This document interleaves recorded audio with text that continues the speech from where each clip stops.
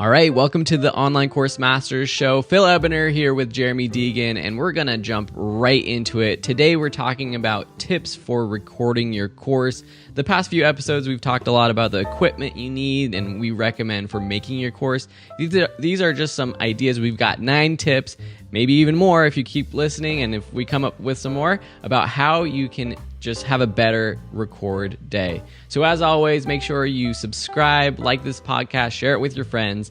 But let's just jump right into it. And first, Jeremy, welcome back to the show. And how's it going? Good, man. How are you doing? Doing really well. It's been a pretty crazy, productive week. I've been thinking a lot about babies coming and trying to set myself up for success. I've been playing around with some automation tools like Zapier to automate some of the different processes that I do. Something that perhaps we should have an episode about in the future after I kind of figure it out a little bit more. But really excited about that. And yeah, it's just crazy how fast August is coming. And I don't know when this episode is going to go live. It's probably going to be live in like June or July when the babies are literally right around the corner. But things are good. How the thing is over there?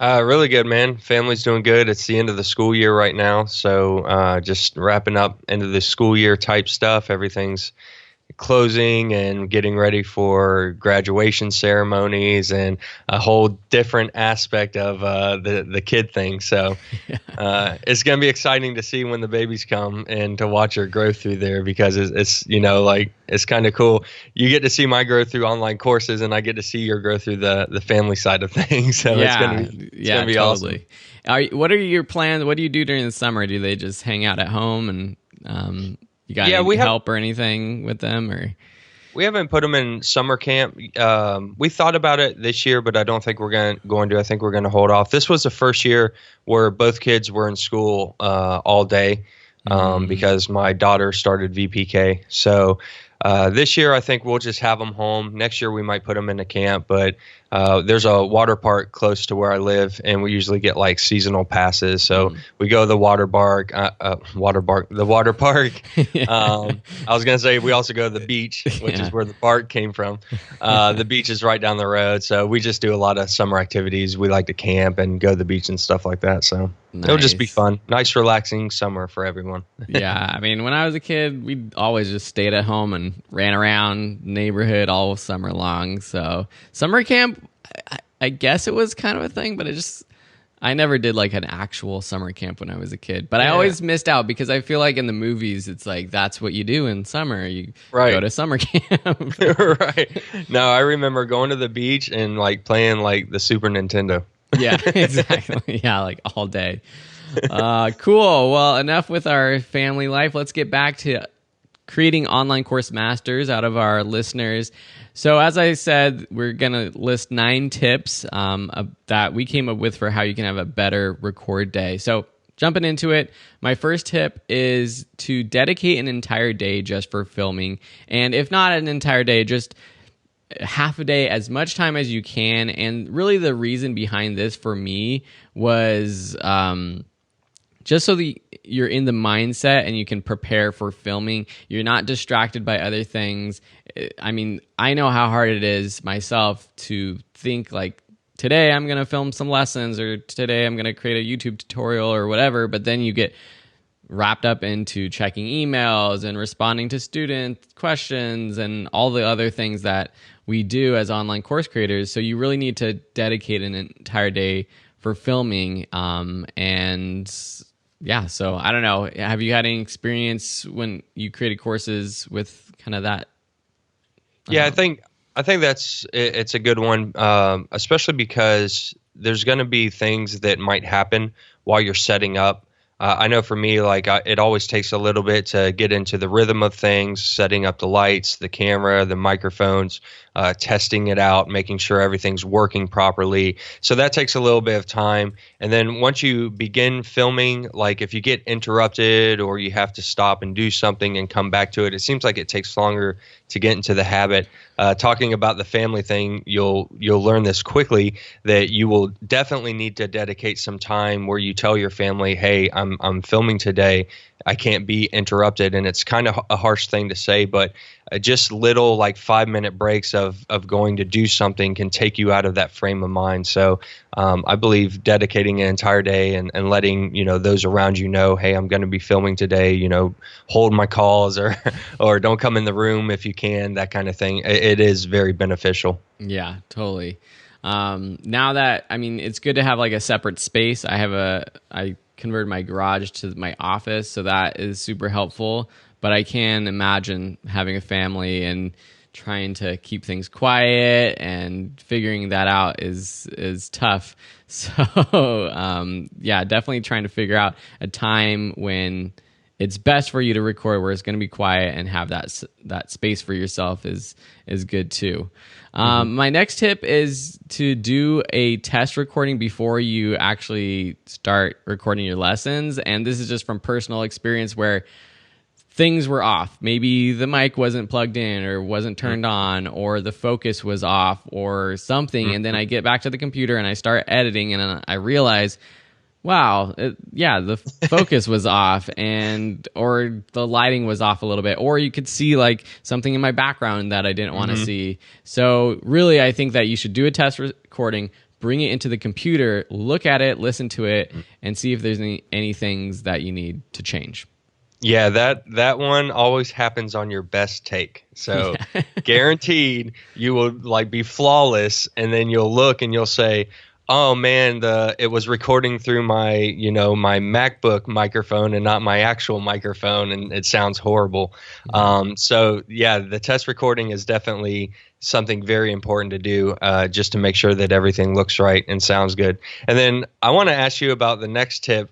We put here cleaning yourself up. Of course, for the podcast, I try to put on my green shirt for the branding, and I try to clean up, make sure I'm shaved and I'm looking good. But also for the online courses, this is important because tons of people are going to be seeing it, and you want to be presentable. I don't think you have to necessarily wear like a suit and a tie kind of thing, but you do want to look nice. And so what do you do to clean yourself up? I wanted to ask you, first of all, what do you actually do to get yourself cleaned up? And then the second question to that is, have you ever worn makeup on camera? I'll follow answer that second question. I've never worn makeup for my own videos, but I've done a couple interviews.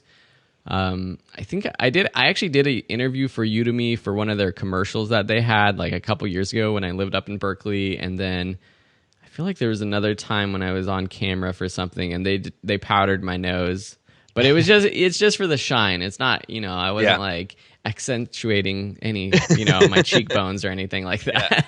Yeah. But it's not a bad idea. Some people, if you are losing hair and you got a shiny head with lights and stuff like that, anybody, if it's hot, you start to sweat a little bit and you get a little bit of that shine. Just having some powder, makeup powder is good. And you can get that really anywhere. That's pretty good. In terms of cleaning up, this is something that I'm thinking about as a guy with facial hair. That's like the main thing that I guess I think about. But then I also go back and forth. So you'll see courses of mine where I have a beard, or I have a 5 o'clock shadow, or I'm clean shaven, or there's courses where I'm, all three of those. So I would say that I need to follow this rule a little bit better. I just don't know, I just go through like changes in my mood. And so there will be weeks where I'm like, yes, I'm rocking the beard and I love it. And then I'm like, man, this is too hairy, so I'm going to shave.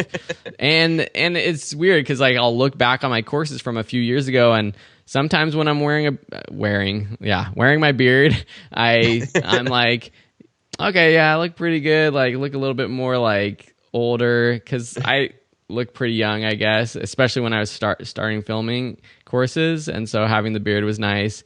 And without a beard, it's like, who's that like 12-year-old who's teaching you digital marketing?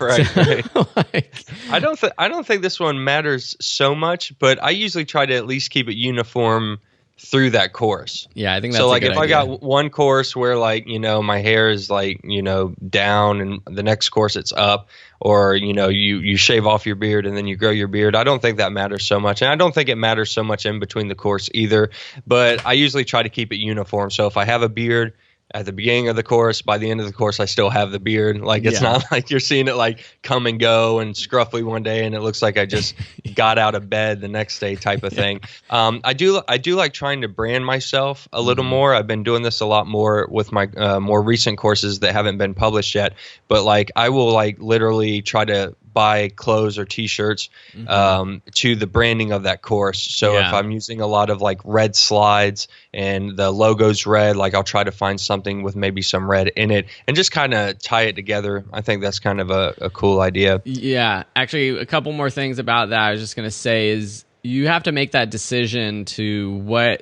especially with your shirt, are you going to wear the same thing throughout the course? Some people do that, and I think that sometimes looks really good. Actually, in our photography masterclass, we were filming over the course of a few weeks, but I wore the same shirt pretty much in every single lesson. We all did, just to keep that consistency.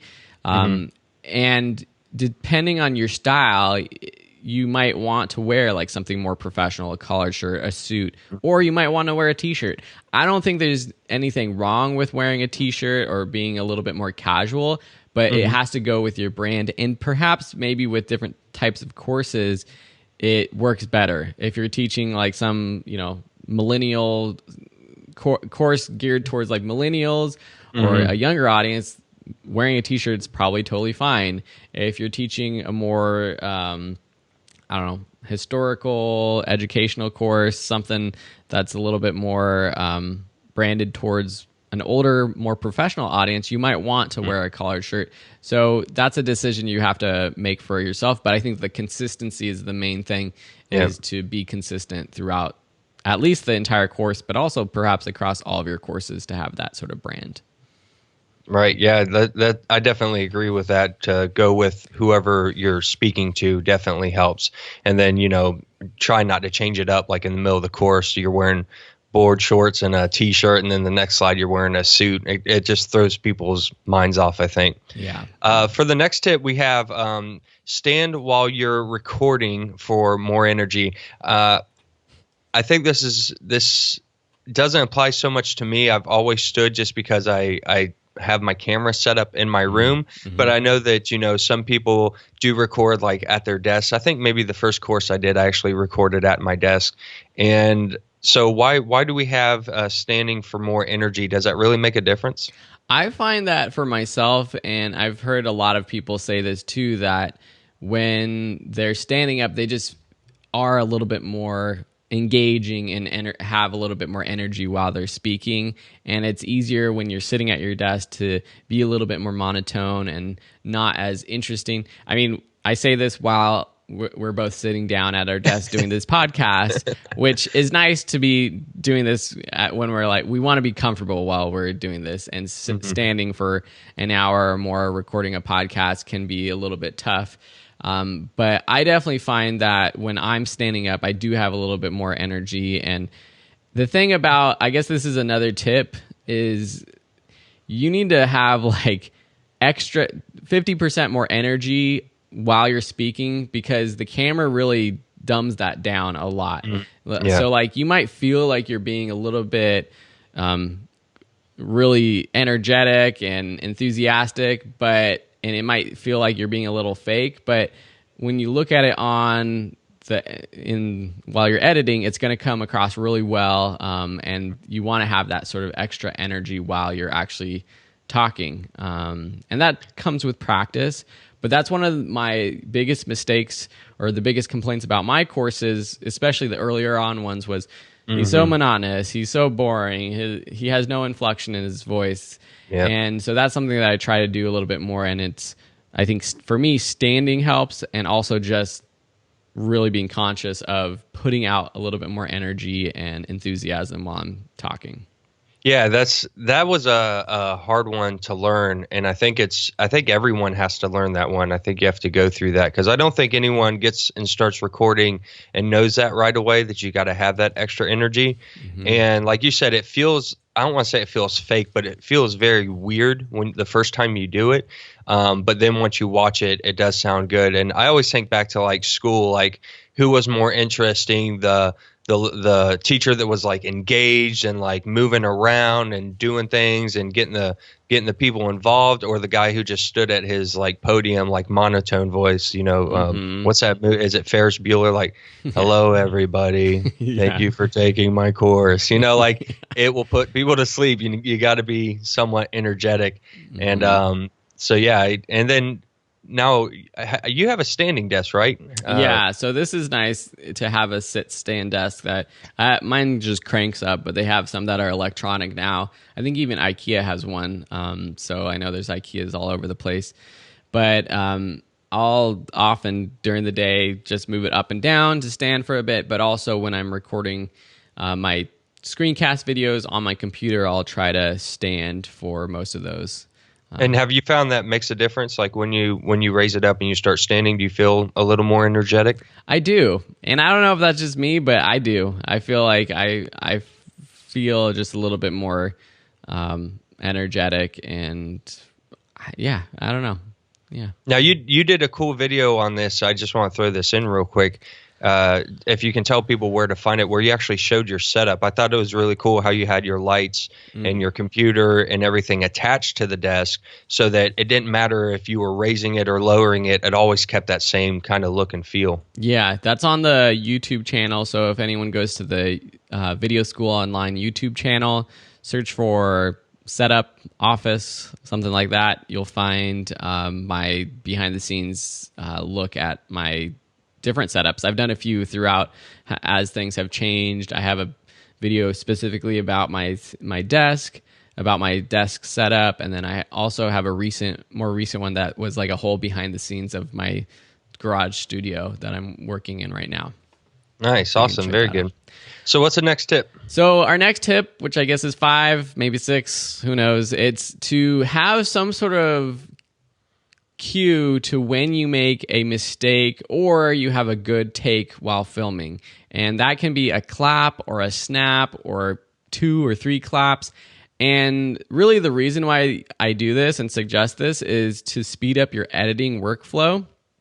I think it depends on how many mistakes you make. If you are going through your lessons and you don't make that many mistakes, then it's a good idea to clap. I'm going to do it.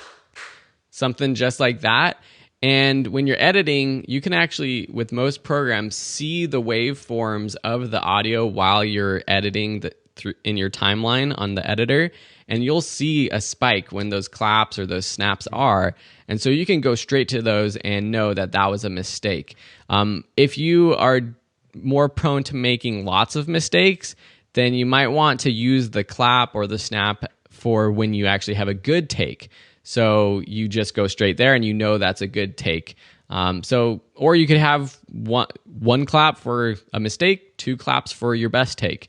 At least for me, I know that especially when I do like promo videos and things like that, when I'm not using a teleprompter or a script, sometimes I'm repeating myself doing the line over and over like 7, 8, 9 times. And so it makes it a lot easier when I'm editing to see, oh, there's the clap. That was the best take out of all 9 of those.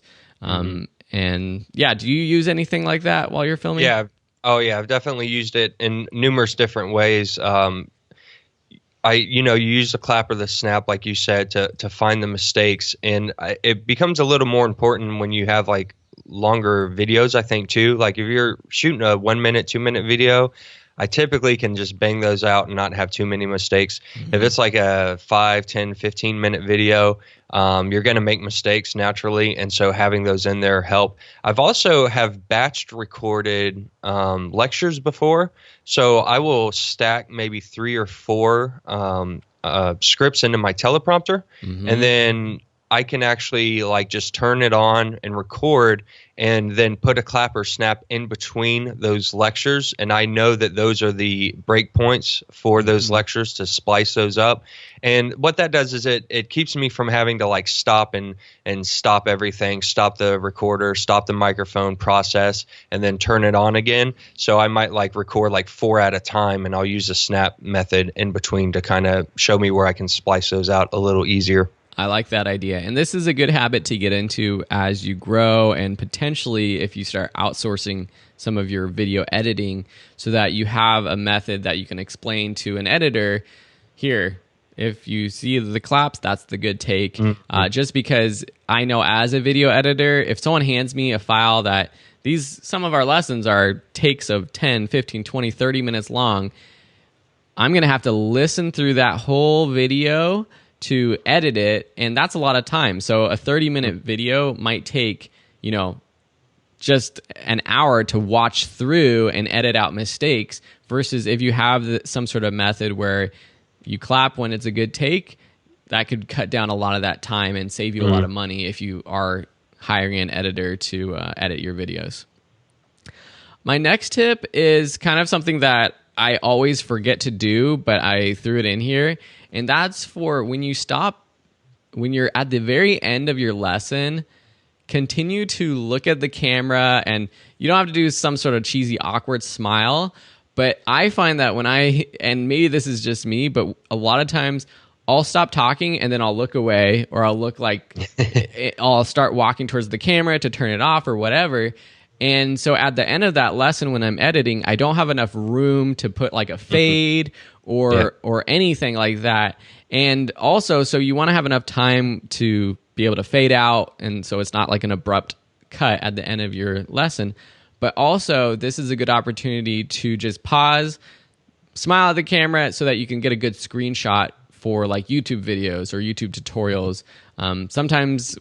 Often when I do talking head sort of tutorials on YouTube, I'll take a screenshot from within the video. But if I don't have a good snapshot where I'm not looking too awkward, it's nice to have like a little smile at the end that I can take. So just a little one that I thought of. Yeah, I do that at the beginning too. Like I'll actually like sit there and smile for like 2 seconds before I start talking. Yeah. And it's really awkward. Like when I'm doing it, I'm always like, oh man, this is so cheesy. But I always, not always, I usually put a fade to black like at the beginning and the end of my lecture, so it fades in and fades out. And if you don't have that there, like you said, you'll see you like moving through that fade. So I'll just kind of smile for 2 seconds, then I'll start talking, do my video, and then smile at the end and hold it for 2 or 3 seconds, so that when I fade in, you're fading into me smiling and not seeing me like move around and stuff like that. Yeah, totally. Another tip is while it kind of goes against one of our first tips of like dedicating an entire day and batch recording your courses, which is a good idea, but also to make sure you're taking breaks, and this can be in between individual lessons or taking a break every few lessons. At least for me, I know that I'll get tired and I'll start to get a little winded the more and more I record. And so that comes across when someone's watching your video. So you want to make sure that you're taking enough breaks, you're drinking enough water, and you have enough time to kind of just catch your breath before just continuing to film. Just another little one. Another thing that, in terms of just making your videos, your presentation on camera better, I got this tip from my friend Christian, who is a broadcast journalist.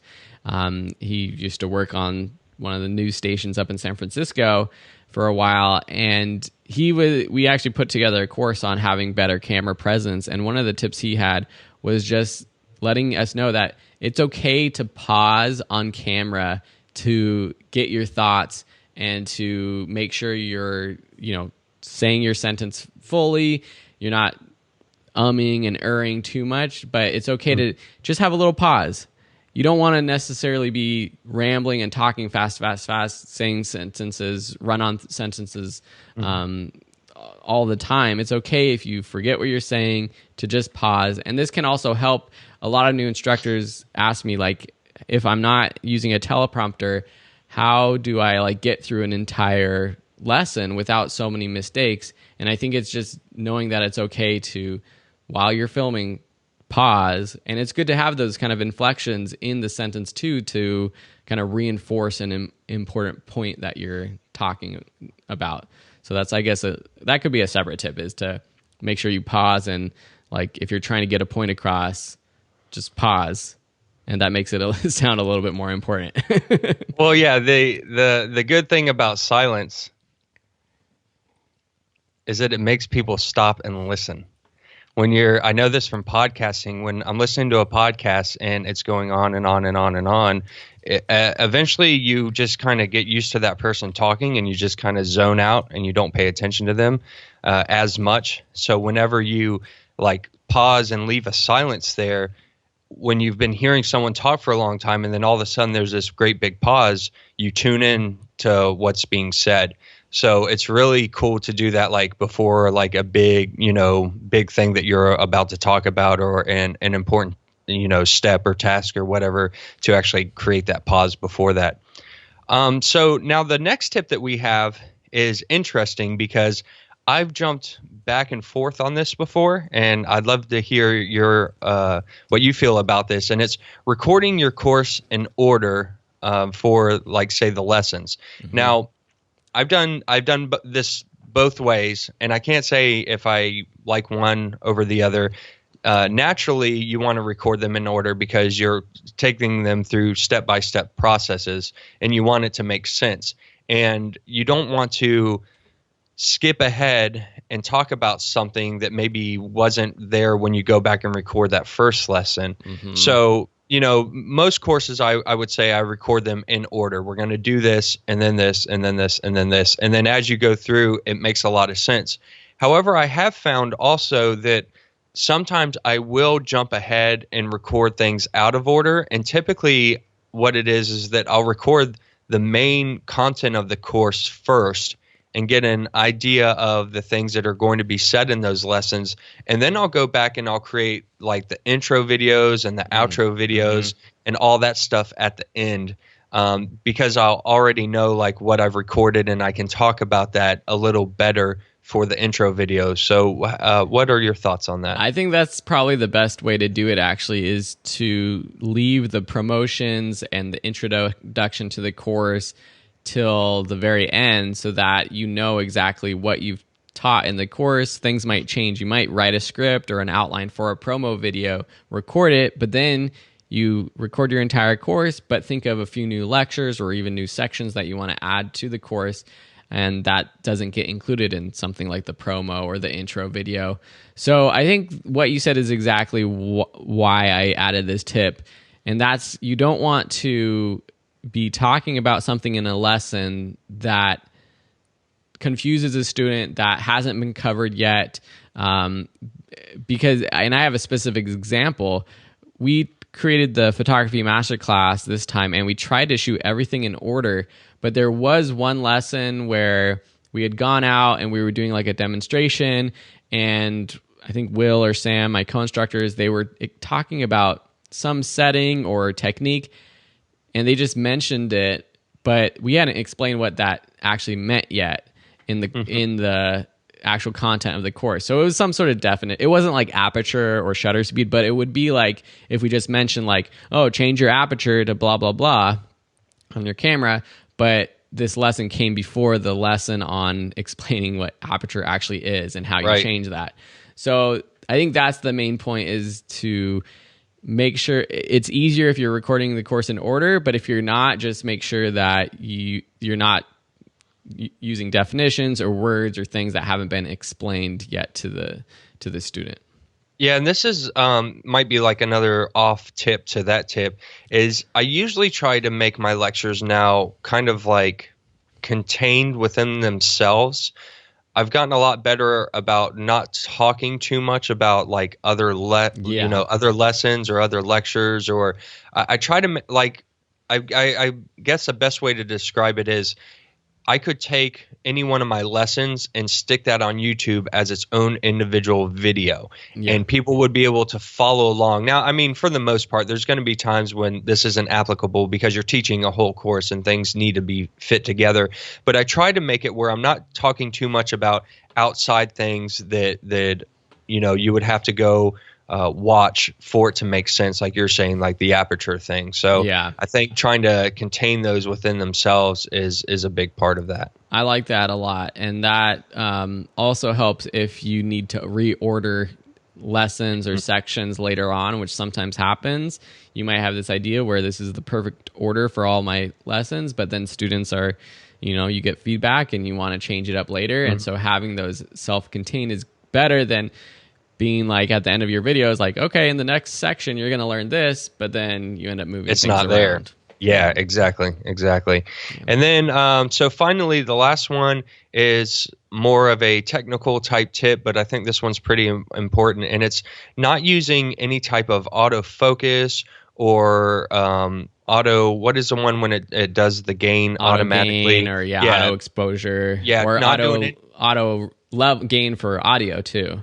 Right. Yeah. Try not to use any of the autos because those can actually fluctuate within the actual recording themselves. So when you're using autofocus, sometimes you'll see that it'll go like blurry for a minute and then get back in focus. The same thing can happen with the gain. Like if you move a certain way and the camera finds out that it's not gained properly, it'll get darker and then lighter, and it can really mess up your video. So what are some tips when you don't want to use autofocus, auto gain? What are some of the tips that you use to get around that?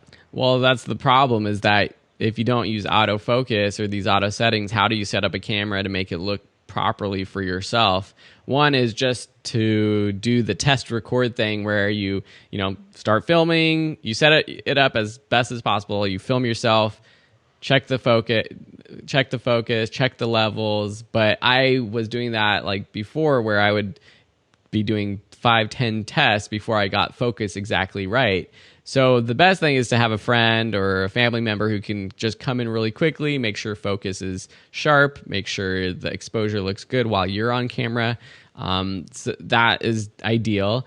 Another thing is that a lot of the modern DSLR cameras have a flip out screen that you can see yourself in, which is very helpful, but it's often going to be a little bit too small to really be 100% sure about things like focus when you're standing a few feet away. So having an external monitor or something like that could help.